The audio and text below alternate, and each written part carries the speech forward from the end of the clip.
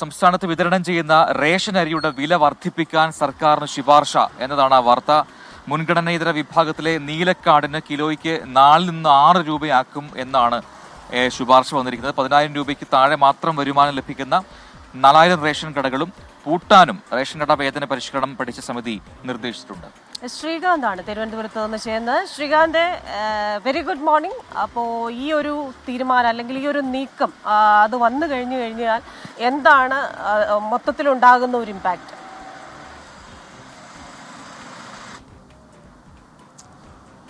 രണ്ട് കാര്യങ്ങളുണ്ട്. അതായത് ഈ സംസ്ഥാനത്ത് 10,000 രൂപയ്ക്ക് താഴെ മാത്രം വരുമാനമുള്ള 4,000 റേഷൻ കടകൾ പൂട്ടാൻ ഈ സമിതി നിർദ്ദേശിച്ചിട്ടുണ്ട്. അത് ഏതാണ്ട് 3,800 ചില്ലുവാനത്തിലധികം വരും ആ റേഷൻ കടകളുടെ എണ്ണം.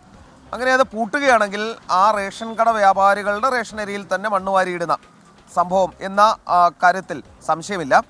രണ്ടാമത്തെ കാര്യം, ഈ മുൻഗണനേതര വിഭാഗത്തിലെ നീലക്കാർഡിന് കിലോയ്ക്ക് 4 നിന്നും 6 രൂപയാക്കണം ഈ റേഷൻ അരിയുടെ വില എന്നുള്ളതാണ് മറ്റൊരു ശുപാർശ. ഈ നീലക്കാർഡ് അതിൻ്റെ രീതി ഇങ്ങനെയാണ്. ഈ നീലക്കാർഡിന് കിലോയ്ക്ക് 4 നിന്നും 6 രൂപയാക്കണം എന്നുള്ളതാണ് ശുപാർശ. അത് കാര്യമായി ബാധിക്കും എന്ന് തോന്നുന്നില്ല.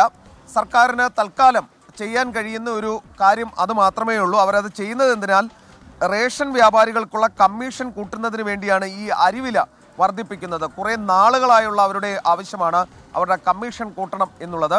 സർക്കാരിന് ഇപ്പോഴത്തെ ഈ സാമ്പത്തിക പ്രതിസന്ധിക്കിടെ മറ്റ് പോംവഴികൾ ഉണ്ടാകില്ല.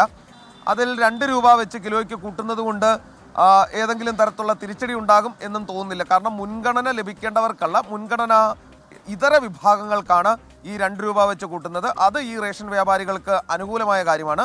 പക്ഷേ മറ്റേത് നേരത്തെ പറഞ്ഞതുപോലെ ഏതാണ്ട് 4,000 റേഷൻ കടകൾ പൂട്ടാനുള്ള ഈ സമിതിയുടെ നിർദ്ദേശം അംഗീകരിച്ചാൽ പല റേഷൻ കട ഉടമകൾക്കും, ഇപ്പോൾ ഓടിക്കൊണ്ടിരിക്കുന്ന റേഷൻ കട ഉടമകൾക്കും അത് ബുദ്ധിമുട്ടാകും. വീട്ടിൽ പോയി ഇരിക്കേണ്ടി വരും. അത് പ്രതിഷേധത്തിന് കാരണമാകും എന്ന കാര്യത്തിൽ സംശയമില്ല. ശ്രീകാന്താണ് വിവരങ്ങൾ നൽകിയത്. എന്തായാലും അങ്ങനെ ഒരു മാറ്റം വരുമ്പോൾ സ്വാഭാവികമായിട്ടും ഈ പറയുന്നത് പോലെ BPL-ലൊക്കെ വരുന്നവർക്ക് മുൻഗണനേതര വിഭാഗത്തിലുള്ള മാറ്റമാണ് ഇപ്പോൾ പറഞ്ഞിരിക്കുന്നത്. പക്ഷേ ഈ റേഷൻ കടകൾ പൂട്ടാൻ പോകുന്ന കാര്യം, അത് വരുമാനം കുറഞ്ഞിട്ടാണെങ്കിൽ കൂടി അതിനെ ആശ്രയിച്ചുള്ള ആളുകൾക്ക്, ജനങ്ങൾക്ക് ഒരു വലിയ ബുദ്ധിമുട്ടായിരിക്കും അല്ലേ?